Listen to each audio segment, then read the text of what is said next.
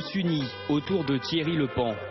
Nous sommes début 2013, la CGT vient de trouver un successeur à Bernard Thibault au poste de secrétaire général.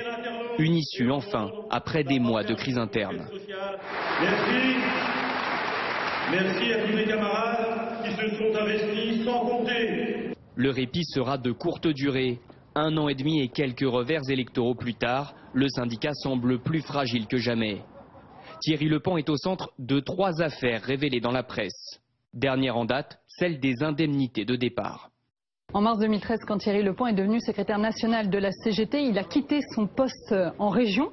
Il était alors secrétaire général du comité régional de la CGT en Basse-Normandie et il a négocié une rupture conventionnelle avec une prime de départ. Lui se défend et dit « j'ai changé d'employeur ». Alors certes, il est passé du niveau régional au niveau national, mais toujours au sein de la CGT.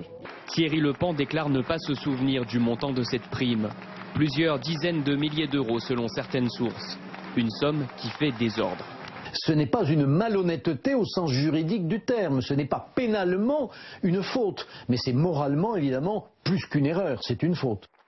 L'affaire choque d'autant plus qu'ironie de l'histoire, la CGT s'était battue contre le principe de la rupture conventionnelle instauré par Nicolas Sarkozy. En interne, les propos que nous avons recueillis à son égard ne sont pas tendres. C'est sûr qu'il va démissionner car elle mesure dans quelle situation il a mis la CGT. Ça fait du tort à l'ensemble des syndicalistes de la CGT. Après tout ça, je vais avoir du mal à demander aux salariés une hausse de leur cotisation. Des témoignages anonymes qui en disent long sur l'ambiance qui règne au siège. Fin octobre, première fuite dans les journaux. Lorsqu'il est entré en poste, Thierry Lepan s'est installé dans un appartement de fonction loué par la CGT. Le syndicat venait d'y réaliser pour 105 000 € de travaux. Le secrétaire général se défend alors sur notre antenne. Quand j'ai visité l'appartement, il y avait une moquette, j'aurais dû vous en ramener un morceau. Bon, on l'a pas gardé, mais non, il fallait vraiment refaire des travaux. Oui, il fallait refaire les travaux, des travaux importants. Il fait malgré tout amende honorable. Oui, je pense qu'il y a eu faute. Bien sûr qu'il y a eu faute, oui. On n'investit pas comme ça 105 000 € dans un appartement qui est en location. Ça vous choque ou pas quand même cette histoire? Oui, ça me choque, bien sûr, ça me choque. Bien sûr, ça me choque. Quelques semaines plus tard, nouvelle révélation. Son bureau a lui aussi été rénové à grands frais.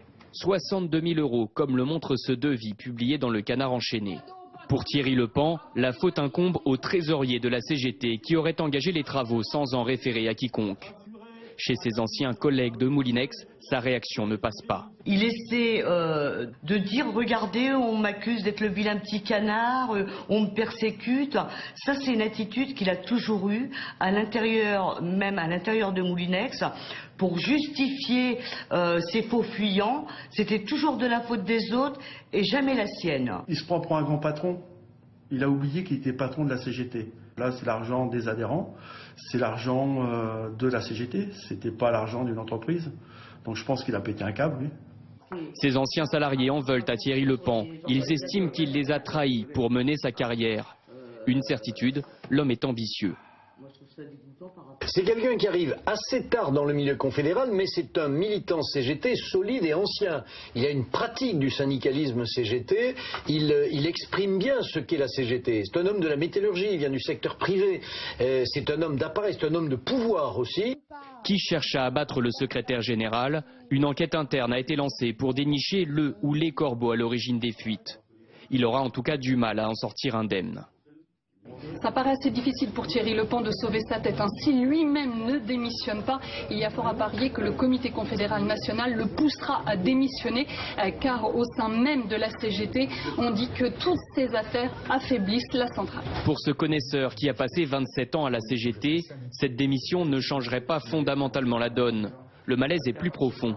Il y a l'affaire personnelle, a priori, de Thierry Lepan. Enfin, qui peut croire que l'appartement, la rénovation, ses indemnités de départ, c'est l'individu seul qui décide? Évidemment que c'est pas vrai. L'affaire Thierry Lepan, c'est révélateur d'un système opaque qui existe depuis très longtemps et qui serait vraiment urgent d'arrêter. En difficulté, la CGT joue gros avec les élections syndicales dans la fonction publique. Elles ont eu lieu ce jeudi. Les résultats doivent être connus la semaine prochaine.